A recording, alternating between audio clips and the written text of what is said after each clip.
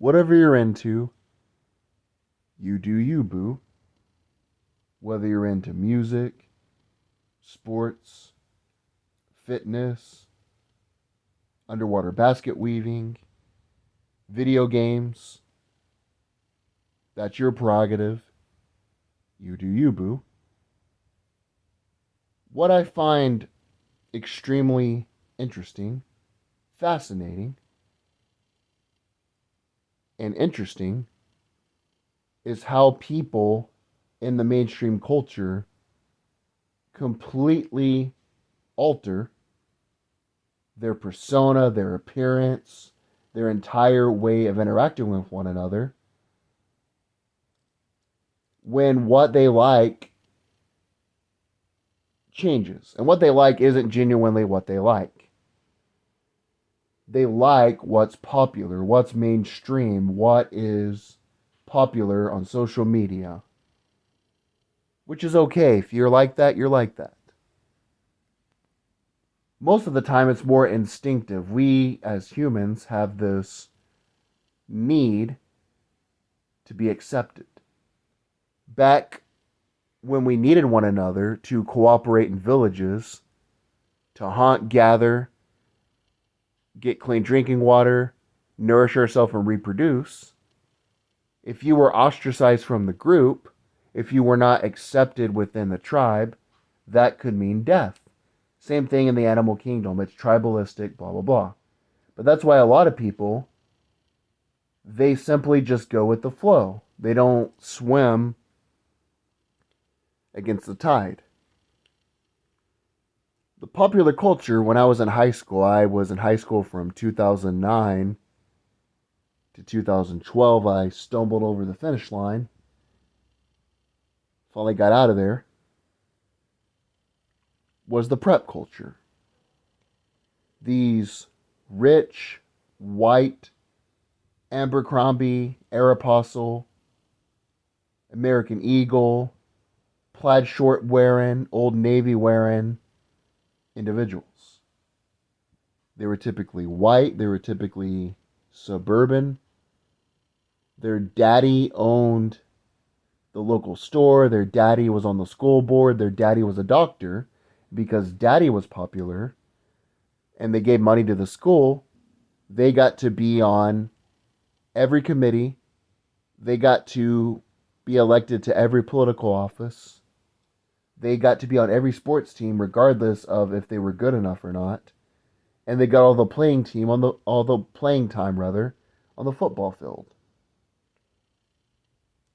When you watch these commercials, they don't come on anymore, but these commercials, this prep culture, would show a Caucasian, tall, white guy, blonde hair, blue eyes, with a perfectly chiseled jaw, the tree trunk neck, and washboard abs, with a perfect smile, playing volleyball on the beach with another blonde haired, blue eyed girl that looks like she was an angel that fell from heaven, with the perfect teeth.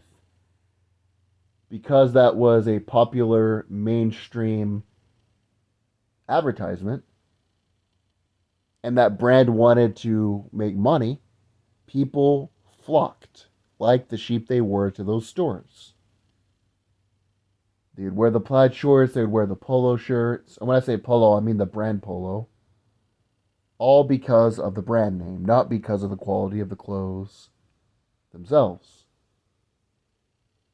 Not only did they present themselves in a certain way, but the way that they acted was also extremely bizarre.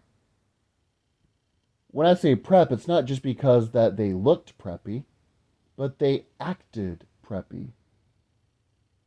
When you would ask them something simple, I remember I was in class one time. The teacher said, "This will be 20% of your grade. Make sure you write this down." Considering I barely ever participated in class, I barely even made an effort, I didn't bring a pencil. There was a girl who was in the closest proximity to me, in front of me. I tapped her on the shoulder and I asked her, hey, can I borrow a pencil? Instead of just handing me one like a normal person, she spoke with that high, fake ass voice. What color do you want? I'm just like, I don't care. I just need to write this thing down. And then she's like, here, have the blue one. You seem like you would like blue. You can keep it if you want. It was sort of that fake white person. And I'm white as hell. I'm whiter than Casper the Friendly Ghost. But it was only white people do this shit for some reason. I don't know why. But it was that fake ass voice when you would call the dentist office. This is Dr. Johnson's office. Oh, you need to reschedule your appointment? Okay, you're rescheduled. Bye bye. You know, that fake ass voice. And they're talking like they're all perfect and nice. It's like, what the hell? And when she gave me that pencil, she acted like she just gave me a pot of gold or the key to Fort Knox. It was really weird. You don't see those preps anymore, though. That's not even a thing. I have a cousin who's in high school, and she said nobody acts like that anymore. And the kids that I graduated with in high school, they don't act like that anymore. Then you had the emo culture. People that would listen to Papa Roach, they'd listen to My Chemical Romance, they'd listen to Panic at the Disco. These were mainstream artists at the time, and some of them were good, some of them weren't. They would shop at Hot Topic thinking that they were saying fuck you to the system, when in all actuality, Hot Topic is as mainstream as Walmart, McDonald's, and the NFL.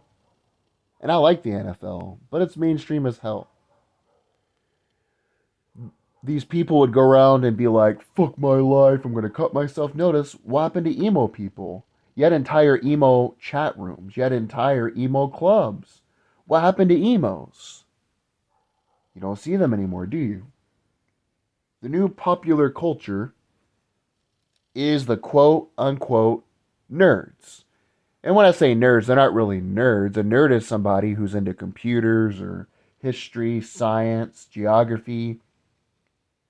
They're more or less geeks. Typically, this is sort of what they say. Not verbatim, but something similar to the statement. I'm not like everybody else. I'm a nerd. I like Star Wars. I like Harry Potter. I like superhero movies and Stranger Things. And it's like, you know, Stranger Things, which I like Stranger Things, but it's not because I'm anti-establishment. It's not because I'm a savant. It's not because I'm just this super intellectual guy that just likes something. I just like it because it's good. Bit overrated, but pretty good. They don't understand that Stranger Things was the most streamed show in the history of streaming services. The Avengers was the third highest grossing film of all time, even if you adjust all of them for inflation. Disney bought Lucasfilms, which produces Star Wars, for $1 billion. Now, there are many valid criticisms of Disney, but as a business, they don't invest $1 billion to lose money. All those things have a large appeal. Try going on Amazon or Googling Star Wars. How many results are you going to get? Google Harry Potter. Those things are popular. Those things are mainstream. Those things are what sell. When a lot of those things actually came out, they weren't popular. For instance, one of my friend's dads was actually one of the first Trekkies. He showed me a picture in his old yearbook where he was carrying a lunchbox, a tin lunchbox, that was Star Trek. And then he showed me a picture in the yearbook of Star Trek Club. There were like 3 nerdy looking people in there with the big ass 70 looking glasses. It wasn't popular. It wasn't mainstream. It wasn't the main thing. And again, if you like what's the main thing, I like the NFL. But it's not because I'm unique. It's not because I'm different. I just like to watch the NFL. It's fun to watch. But these people, that's what they do. I'm not like everybody else. I'm a nerd. I like the Avengers. Even though everybody likes the Avengers, just about. Then you have the basic white girls, the girls that wear Uggs, the girls that are obsessed with fall, pumpkin spice.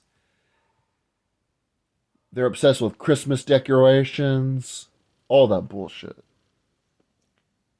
And then in my town, every single culture has something like this. You have a lot of people with the American flag hats. They're Republican, they're religious, they're obsessed with Chick-fil-A, they're obsessed with Tennessee Vols, blah, blah, blah. And I like some of that. Never really got the religion thing, not really my thing, but hey, you do you, boo. But it's like these people, their entire persona is molded and shaped. And then they go from being a prep to being a quote unquote nerd to being a redneck. It's just like, are you an NPC? Just really bizarre. But that's all I got. What do I know?